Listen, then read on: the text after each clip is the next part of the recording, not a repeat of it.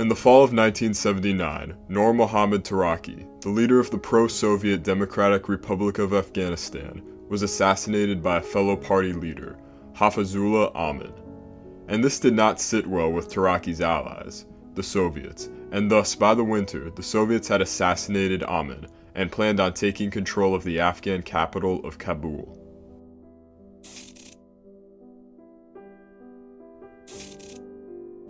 As much as the Soviets claimed they invaded to protect the revolution, they invaded mostly to protect themselves. Intervening in Afghanistan was simply the new regime, following the geopolitical model of czars in the past. Back in the late 1800s, the Russian Empire skirmished with the British for control over Afghanistan. Eventually, the British and Russians settled on making Afghanistan a buffer state between their two empires, so that the Russians could feel safe knowing their flat Central Asian underbelly was secure, while the British could secure their crown jewel colony and prevent the Russians from having access to the Indian Ocean. Well, now the United States has taken Britain's place as the naval superpower, and this time, the Russians didn't merely want a buffer state, they wanted direct control.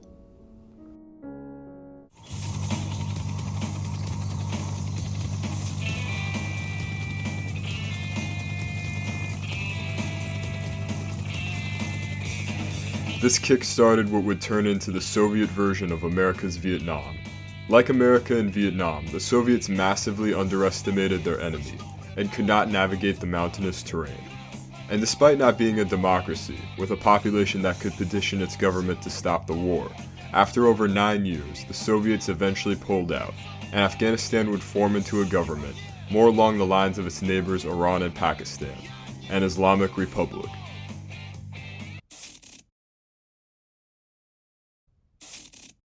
Despite this new Afghan government being based on Pakistan's government, it would not be able to hold the whole of the country, and Pakistan would later go on to fund an even more religiously extreme government, the Taliban, that would go on to overtake much of Afghanistan.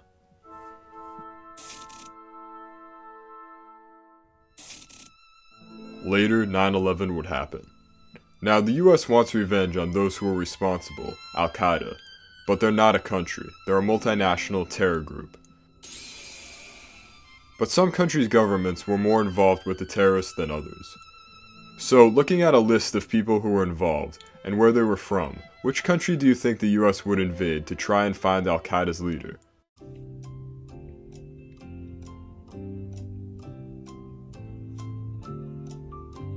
That's right, the same country where they gave them weapons.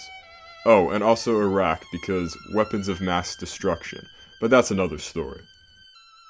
Anyway, the US would find itself ironically trying to stop the very people they armed against the Soviets.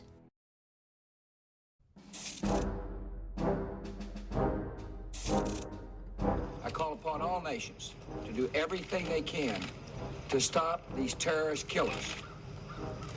Thank you. Now watch this drive. On 2001, the US would invade Afghanistan in an effort to bring down the Taliban, as they believed the regime was hiding Osama bin Laden.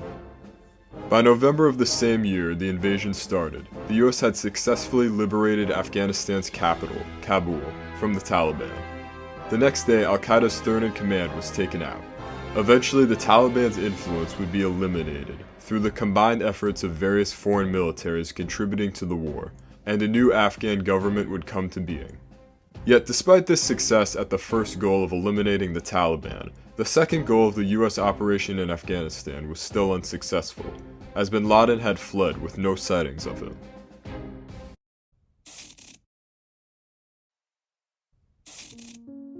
That was until 2004, when Osama bin Laden would resurface in a video where he officially took responsibility for the September 11th attacks. 2 years later, the number of suicide bombings in Afghanistan would quadruple. Violence was once again erupting over Afghanistan. But the allies of the US occupation would not increase their numbers of troops towards the war to combat the new violence, causing division in the coalition and sowing the first substantial seeds of doubt in the war's mission. Still, the violence escalated, and the next US president saw no end to it, instead sending 17,000 more troops to fight.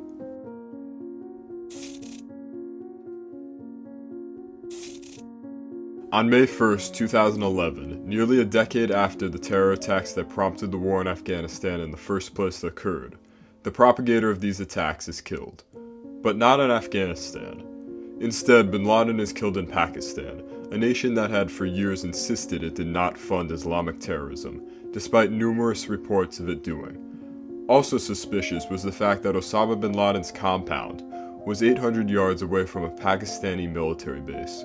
This would sow another two seeds of doubt in the war. The first being that a major objective of the war had been completed, and the second being that the US should look more closely at which states it considered its allies, rather than funding a war against a stateless enemy.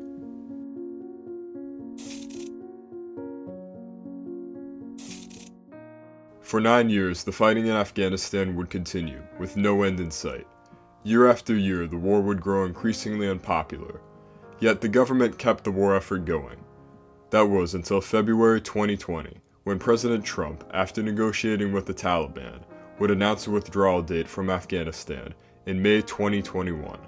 Despite this announcement, Trump would not be in office to oversee this deadline taking effect, and instead the new president, Joe Biden, would oversee the withdrawal. Once the deadline happened, Joe Biden would announce an extension to the 2-decade anniversary of 9/11 for when the US would fully pull out. Yet with media and political pressure advising him to stay, it would remain to be seen whether Biden would actually fully withdraw the United States military from Afghanistan.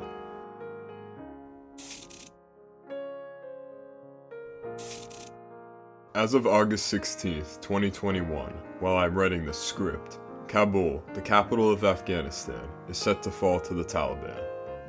It only took a few months, yet the superiorly armed and manned Afghan military has surrendered to the Taliban. Clearly one side had the stronger will, a will that was no doubt forged through the countless atrocities committed by the United States military, and the fact that Afghanistan has always stood as a remote area that would never truly bend to the will of outside powers. Yet one can't help but ask, if Afghanistan fell this fast, what were we doing for 20 years? A nation's people ultimately need to step up and free themselves.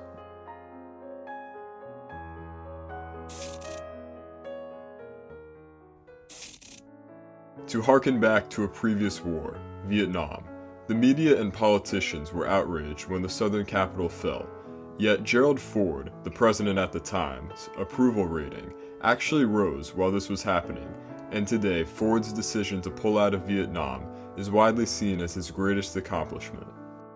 What do we see today? The same thing. A non-stop media and political attack, even from Biden's allies, with the help of money from a certain type of business.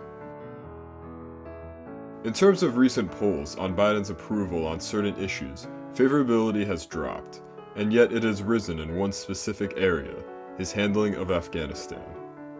So ultimately, Biden should stand his ground. If historical lessons are true, this will be his greatest political decision in the eyes of history. Here's what I believe to my core. It is wrong to order American troops to step up when Afghanistan's own armed forces would not. The political leaders of Afghanistan were unable to come together for the good of their people, unable to negotiate for the future of their country when the chips were down. They would never have done so while U.S. troops remained in Afghanistan, bearing the brunt of the fighting for them. And our true strategic competitors, China and Russia, would love nothing more than the United States to continue to funnel billions of dollars in resources and attention into stabilizing Afghanistan indefinitely.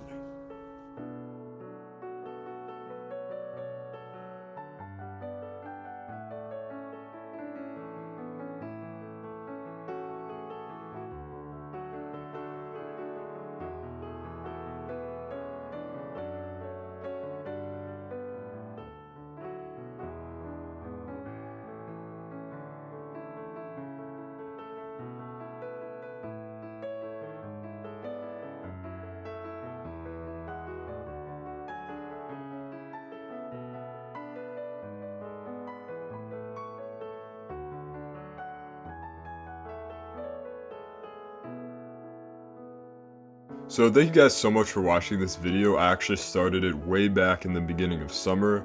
and I was planning on releasing it on September, when the United States troops would officially withdraw, but obviously things have picked up in pace a lot recently. But anyway, if you guys like that video, remember to subscribe and leave a like. Really helps out. Thanks.